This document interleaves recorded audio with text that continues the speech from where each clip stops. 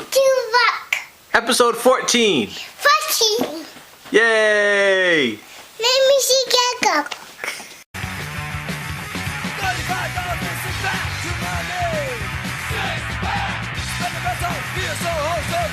So, inspired by all the great cooking we've seen recently here on Guys Who Rock from Jared and the JFF himself, as well as over at Wiz Rocketeers and Liz and Chris and Amy, I decided to come up with my own cooking segment. Check it out.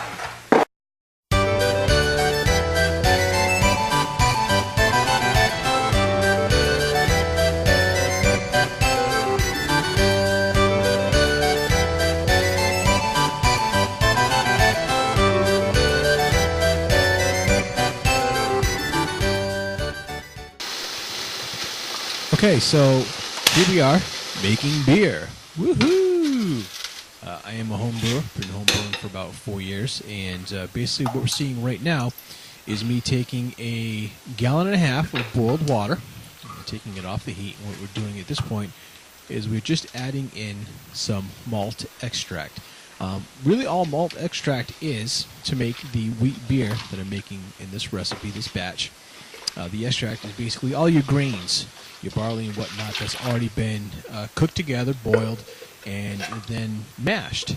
When you make a full batch of beer from scratch with all the ingredients from scratch, it's called a mash because you take all the grains, you boil them together, and you essentially put them in a big device, you mash it up, and then you take the juice that comes out, that's extracted out, and that's what helps form the basis of your beer.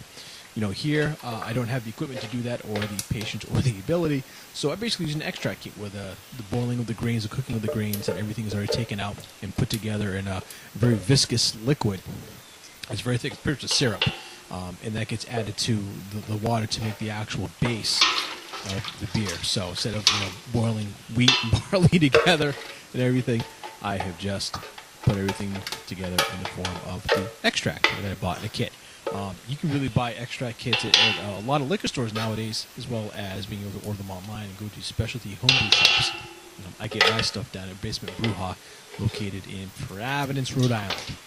So, 2 cans of malt extract here. This is actually a really easy recipe to make as far as wheat beer is concerned. American wheat beer is basically just the wheat, water, some hops, and some yeast. And what I like about this recipe is that it really follows the German beer purity law, the Reinheitsgebot, which was actually written back in 1516, which basically says that beer can only consist of 4 ingredients, basically water, barley, hops, and yeast. So obviously there are a lot of beers nowadays that consist of a lot more than that, but wheat beer is really nice in that it really follows the German beer purity laws. A lot of beer companies nowadays will put different things in beer as an adjunct, such as rice, to smooth the palate. Adding rice to beer is one of the reasons why you'll never catch me drinking a Budweiser product, because I prefer my beer to taste strong and good, not watered down in like sugary soda pop. So that's a rant for another day and another episode. This is Cooking with Russ, not Russ's rant. So, anyways, like I said, we're just finishing adding the second can of extract to the boiled water. It's nice and hot. And once the extract is put into the water, as you can see, I'm kind of scraping out the cans because it's such a viscous, thick liquid. In fact, I had the 2 cans sitting in a couple of pots of really hot water. What I'm going to be doing is finishing up in there, getting all the extract out as much as I can so we can get as much flavor as possible. I'm going to be stirring that in, and I'm going to put it back on the heat sometime soon. Really, I will. There are a lot of other beer recipes that call for steeping grains. You'll get different types of grains for flavors. Stouts especially do a lot of steeping, where you get a lot of different grains and ingredients.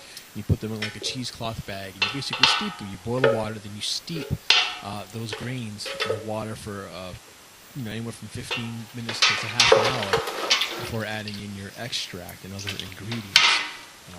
I kind of like to modify the kits that I get.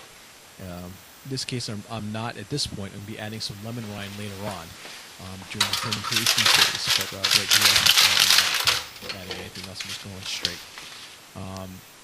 What I'm doing at this point here is adding in the hops.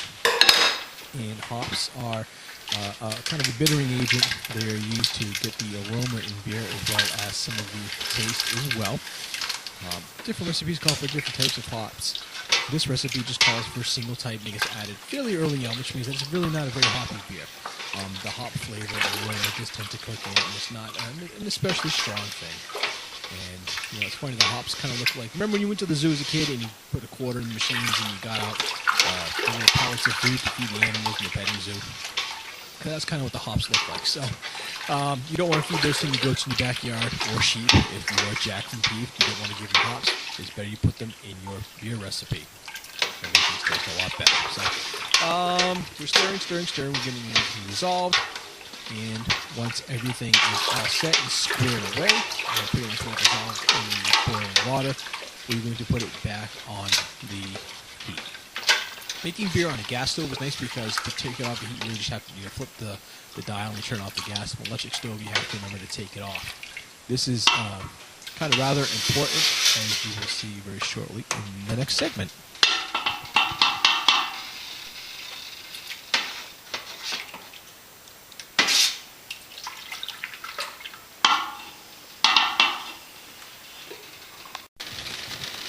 So hey, through the magic of digital editing, we just skipped ahead about 25 minutes in the process. Now we're watching our wort boil. It's not beer yet because it's not fermented, so this one is called wort. And we are watching the foam that's on top of the beer very carefully because this foam is very, very thick and dense, and it has a tendency to shoot straight up over the course of about 3 seconds and completely overflow out of the pot. Luckily, we've been able to stop that from happening, and we've removed the pot from the heat. This is to allow the foam to kind of subside and kind of dissolve back into the wort itself. You have to keep an eye on your beer because when the foam gets hard and dense, you can hear the wort underneath the foam boiling pretty quickly. And the air, the oxygen, the steam can't escape because the foam is so thick. So you have to continually remove the pot from the heat until the foam completely dissolves back into the wort. And you want to make sure that you keep an eye on it because if there's any foam on top, it'll keep foaming up and then it'll just shoot up. And if you've ever had to clean wort off the stove, you want to keep an eye on it. It's not fun.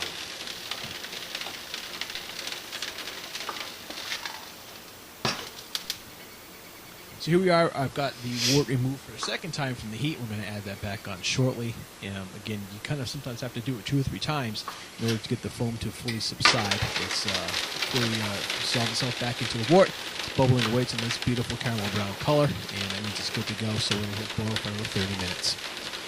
Once that 30 minutes is done through the magic digital editing, you're going to see me pouring it into the fermentation bucket. And hey, there it is. There's a bucket filled with 3 gallons of nice cold water that we're going to pour the wort into. And once the hot wort is in there, we're going to add a little more cold water until we get to a full 5 gallons in the bucket. We're also going to wait about 15 to 20 minutes for it to cool down to 90 degrees. And then we're going to pitch our yeast.